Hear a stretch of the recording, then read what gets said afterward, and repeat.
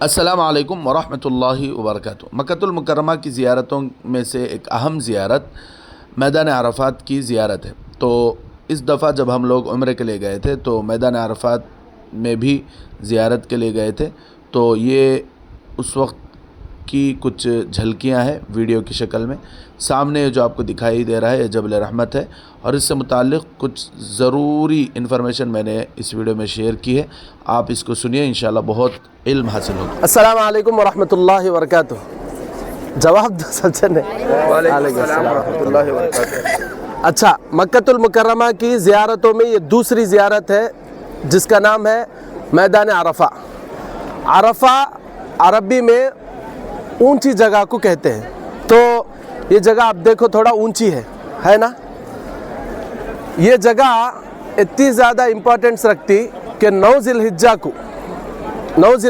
کو اگر کوئی حاجی سورج ڈوبنے سے پہلے یہ میدان میں اگر قدم نہ رکھے تو اس کا حج پورا ہوتا نہیں۔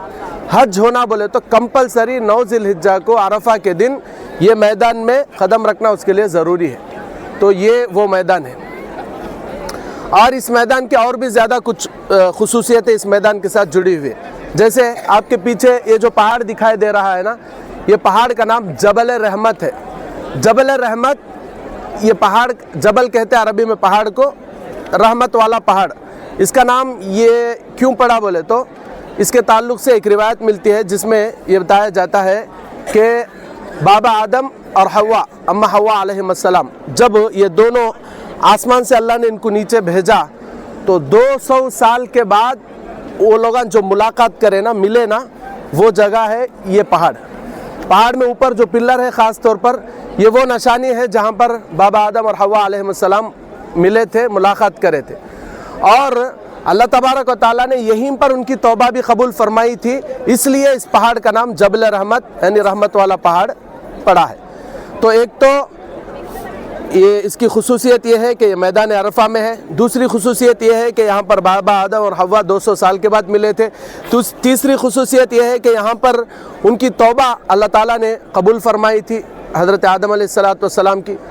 چوتھی خصوصیت یہ ہے کہ اللہ کے نبی صلی اللہ علیہ وسلم حجۃ الوداع یعنی آپ صلی اللہ علیہ وسلم کی زندگی کا جو آخری حج تھا، اس موقع پر آپ صلی اللہ علیہ وسلم نے عرفات کے میدان میں اپنی اونٹنی جس کا نام قصوہ تھا، وہ اونٹنی، قصوہ نامی اونٹنی کو لے کر آپ صلی اللہ علیہ وسلم یہ جبل رحمت پر چڑھنے کے بعد قبلے کی طرف رخ کر کے، یہ قبلہ ہے، اس طرف قبلہ ہے، قبلے کی طرف آپ صلی اللہ علیہ وسلم اپنے اونٹنی کا رخ کرے، اور اونٹنی کی پشت پر یعنی اونٹنی کے پیٹھ پر بیٹھ کر آپ صلی اللہ علیہ وسلم اپنا آخری بیان، اپنا آخری خطبہ آپ صلی اللہ علیہ وسلم نے پوری امت کے لیے دیا، جس میں آپ صلی اللہ علیہ وسلم نے یہ آیت پڑھی جو اسی وقت نازل ہوئی تھی، الیوم اکملت لکم دینکم واتممت علیکم نعمتی ورضیت لکم الاسلام دینا، کہ آج دین مکمل ہو چکا ہے، اب اس میں نہ کوئی کمی کی جا سکتی ہے اور نہ کوئی زیادتی کی جا سکتی ہے۔ اللہ تبارک و تعالیٰ نے دین کو جو کامل اور مکمل کیا، اور اس سے متعلق جو آیت نازل ہوئی وہ بھی اسی جگہ پر نازل ہوئی۔ تو اس کی بہت ساری خصوصیات ہیں، اور حاجی عرفے کے دن خاص طور پر یہی وہ میدان ہے جس میں حاجی جمع ہو کر اپنے لرزتے ہاتھوں کے ساتھ اللہ تبارک و تعالیٰ کے سامنے گڑ گڑا کر اپنی دعائیں مانگتے ہیں، اور اللہ تبارک و تعالیٰ حاجیوں کی دعائیں قبول کرتے ہیں۔ تو ہم لوگ یہ عرفے کے میدان میں 9 ذی الحجہ کو تو نہیں آئے ہیں، لیکن بہرحال عرفہ کے میدان میں ہیں، اور اس جگہ پر ہیں جہاں پر اللہ تبارک و تعالیٰ نے بابا آدم اور حوا علیہ السلام کی دعائیں قبول کی تھی۔ تو ہم بھی اللہ سے امید رکھ سکتے ہیں کہ اللہ ہماری دعاؤں کو بھی ان کی دعاؤں کے جیسا قبول کرے گا، جس طرح اللہ تعالیٰ 9 ذی الحجہ کو حاجیوں کی دعاؤں کو قبول کرتا ہے۔ اللہ سے امید رکھتے ہوئے کہ اللہ ہماری دعاؤں کو بھی اس جگہ پر قبول کرے گا، ہم لوگ اپنی دعاؤں کو اللہ سے مانگیں گے انشاءاللہ۔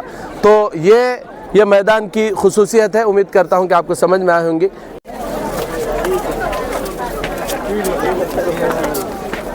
آخری حج اللہ کے نبی صلی اللہ علیہ وسلم کا آخری خطبہ نہیں ہے؟ ہاں، یہاں پہ صحابہ اکرام کی جمع کو بات کرے تھے۔ ہاں، قصوہ اونٹنی پر سوار ہو کر آپ صلی اللہ علیہ وسلم اوپر ہے، یہ وہ جگہ پورے صحابہ ہیں، 1.25 لاکھ صحابہ جمع تھے سنیں۔ ہاں،